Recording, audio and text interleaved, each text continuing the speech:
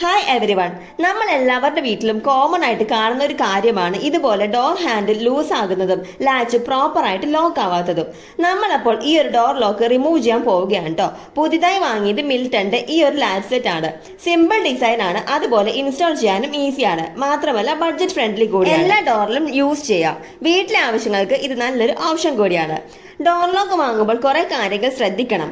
ഒന്ന്, അതിന്റെ ക്വാളിറ്റി തന്നെയാണ്. സ്റ്റെയിൻലെസ് സ്റ്റീൽ അല്ലെങ്കിൽ ബ്രാസ് ചൂസ് ചെയ്യുക. റസ്റ്റ് പ്രൂഫ് ആണോ എന്ന് നോക്കുക. പിന്നെ ഇമ്പോർട്ടന്റ് ആയ കാര്യം സൈസ് തന്നെയാണ്.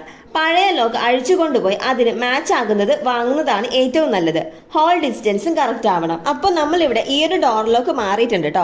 അഫോർഡബിൾ ആയിട്ടുള്ളതും നല്ല ക്വാളിറ്റി ഉള്ളതുമായ ബ്രാൻഡ് എപ്പോഴും ചൂസ് ചെയ്യുക. കുറഞ്ഞ വിലക്ക് എടുത്താൽ പിന്നെയും റിപ്പയർ വരും. സ്ക്രൂസ് ഒരിക്കലും ലൂസ് ആയി വിടരുത്, എപ്പോഴും ടൈറ്റ് ആയി വെക്കണം. അതുപോലെ അലൈൻമെന്റ് തെറ്റിയാൽ ബലം പിടിച്ച് അഴിക്കാനും നോക്കരുത് കേട്ടോ. ഇടയ്ക്ക് ഓയിലിംഗ് ചെയ്യുന്നത് നല്ലതാണ്.